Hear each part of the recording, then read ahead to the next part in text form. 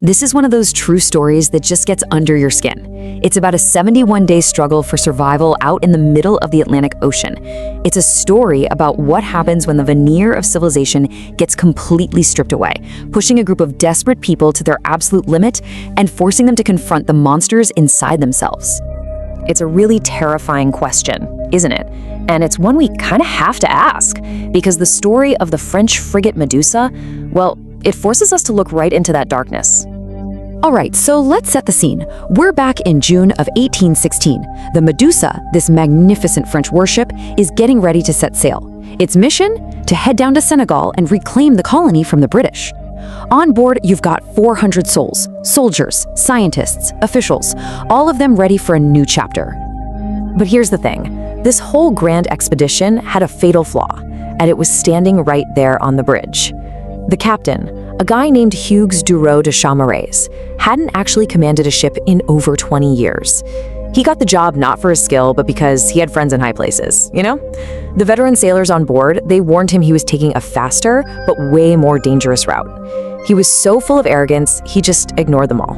And yeah, that arrogance, it turned deadly, fast. The captain was so obsessed with getting there quickly that he pushed the ship at full speed right into the treacherous Argos Bank, a notorious sandbar off the coast of West Africa. The sound of the hull cracking on the sand, well, that was the sound of their entire world just falling apart. So the ship is sinking. Total panic sets in. And they realize they have one massive, massive problem. There are nowhere near enough lifeboats for all 400 people. So a desperate plan gets thrown together, and as it turns out, it was a deeply flawed one. They hastily build this makeshift raft, only about 20 meters long, and then they herd 147 people onto it like cattle. The plan was supposed to be simple. The lifeboats, which were carrying the captain and all the senior officers, would tow this raft to the safety of the shore. But that plan, it lasted just a few hours. The captain and the other officers, all comfortable in their lifeboats, decided the raft was slowing them down too much, and so they gave the order. The rope was cut. They just abandoned 147 men, women, and children to the mercy of the Atlantic, sailing away as their screams faded into the distance. For those left behind on that raft, the horror began instantly.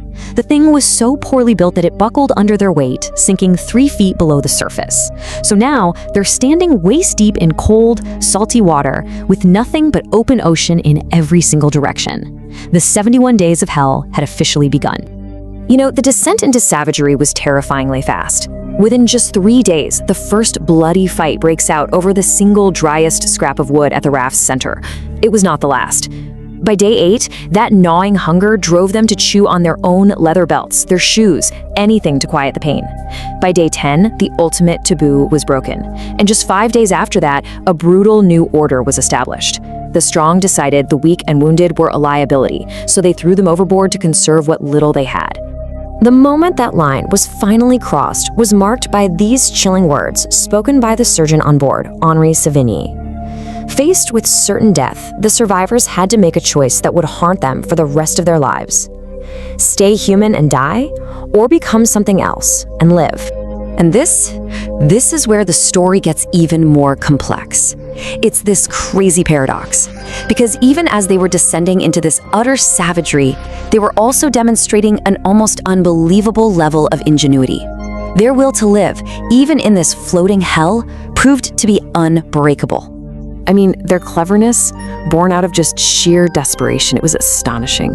When a rare rain shower came through, they soaked their clothes to collect every precious drop of fresh water. They actually sharpened human bones into fishing hooks and used threads from their own clothes as a line, catching the tiny fish that came to feed on the algae growing on the raft. The very same men who were enemies by day would huddle together at night, sharing body heat just to survive the freezing cold. But their bodies and minds were just breaking down. Scurvy made their gums bleed and old wounds literally reopen. Dehydration got so severe they had to drink their own urine. Many of them succumbed to what was called sea madness, hallucinating land on the horizon and just leaping into the water to their deaths. Eventually, starvation got so bad that the hunger pangs just stopped. Their bodies were literally consuming their own organs to survive. Emotions vanished. They were just waiting for the next person to die. So after weeks of this unending nightmare, a new chapter was about to begin. One of rescue, of reckoning, and a trauma so deep it would end up being immortalized forever. It's the morning of the 71st day. A tiny white dot appears on the horizon. It's not a cloud, it's a sail. Hope, an emotion they had long forgotten, just surged through their skeletal bodies. They used every last ounce of strength they had to wave a rag on a stick. And then, the most cruel twist you can possibly imagine. The ship, a vessel named the Argus, didn't see them. It changed course and slowly sailed away, disappearing over the horizon. The survivors just collapsed, utterly broken. This was it. This was the end. They closed their eyes and waited for death. But fate, it seems, had one last twist in store. The captain of the Argus smelled something on the wind, the unmistakable, overpowering stench of death and decay. His curiosity got the better of him, and he turned his spyglass back toward where the smell was coming from. And this time, he saw it. The ship turned around. You have to picture the scene when the sailors from the Argus finally reached the raft. They were horrified. It wasn't a raft, it was a floating tomb covered in human remains and 15 living skeletons. The survivors were so traumatized, they actually saw their rescuers as enemies at first. Of the 15 they rescued, 5 were too weak and died within days. In the end, of the 147 people forced onto that raft, only 10 survived. Now, the French government tried desperately to cover up the whole scandal, their incompetence, their cruelty, but one of the survivors, that Surgeon Savigny, he leaked the story to a newspaper. The tale horrified all of Europe, and it compelled the French painter Théodore Géricault to immortalize their struggle on canvas. This painting, it's so much more than just a piece of art. It's a historical document. It captures that single, fleeting moment of desperate hope as the Argus is spotted on the horizon. It freezes in time the suffering, the despair, and that unbreakable will to live. And it ensured that the story of the 147 and the epic failure of those in command would never, ever be forgotten. Which, it brings us right back to our first question. The 10 who returned were survivors, there's no doubt. But their story leaves us with this unsettling thought that just echoes across the centuries. After everything they did and everything they endured, was their survival truly a victory?